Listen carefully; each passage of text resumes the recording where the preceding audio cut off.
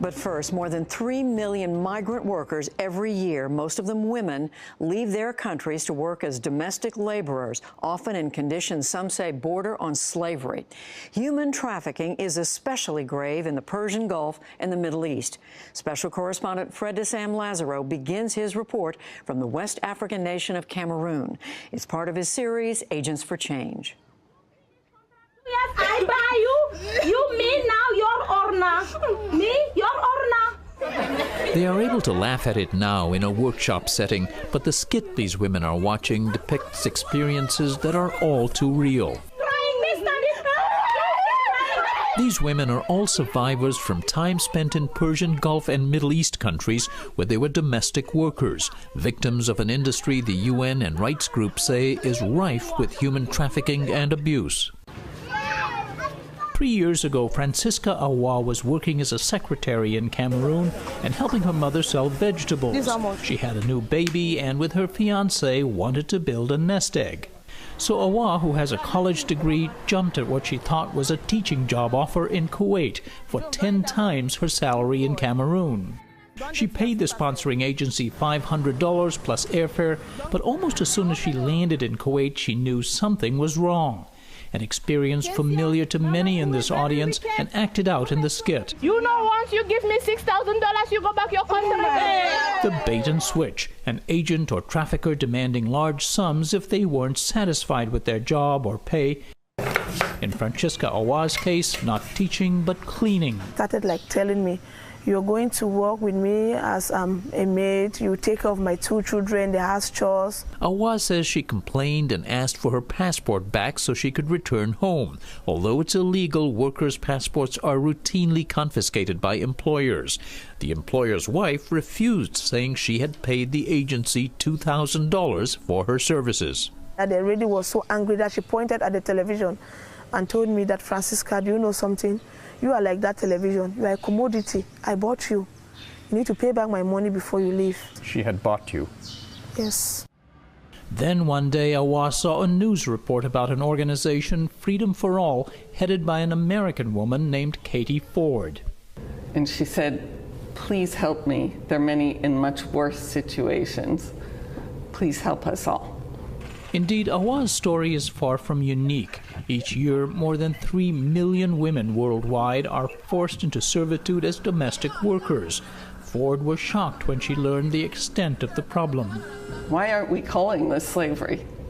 It's people being forced to work without pay, without an ability to escape.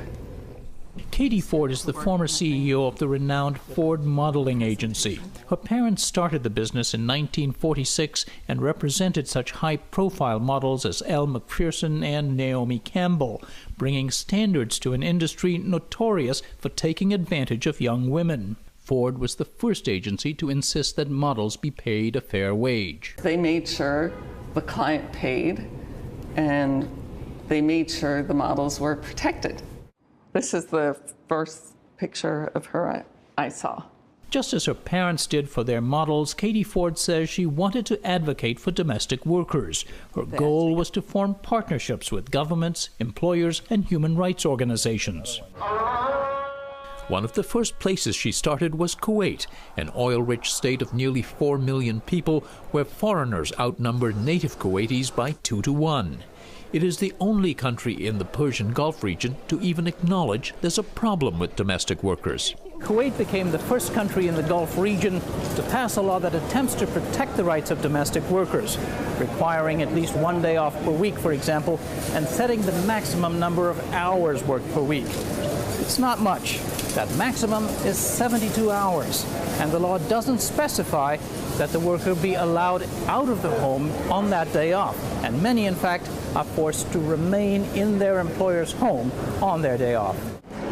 The Kuwait government has established a shelter with a capacity for 500 where foreign domestic workers can escape abusive employers. We were given a rare tour of the facility by its director, Falah al-Mutayri. The services that are provided include legal services, social, cultural, and emotional help if needed. When it comes to deciding what the next step is, it's up to the individual herself. Does she want to stay in the country? That's when we discuss options. 90% of the women want to go back to their home countries. Since the shelter opened 2.5 years ago, nearly 8,000 women have passed through, waiting for passports to be returned, trying to find the means to buy return tickets, sorting out various legal problems. We spoke with 5 women from countries as diverse as Madagascar, Sierra Leone, Sri Lanka, Nepal, and the Philippines. All said they were either unpaid or severely underpaid. Many were lured here under false pretenses. 19-year-old Hassanatu Bangura says her parents thought they were sending her to college. A job, I think that I'm going to start the school. So we go to the office. She said that I'm going to work. We have a domestic labor law, but we don't have clear punishments or punishments that are enough to make an employer stop.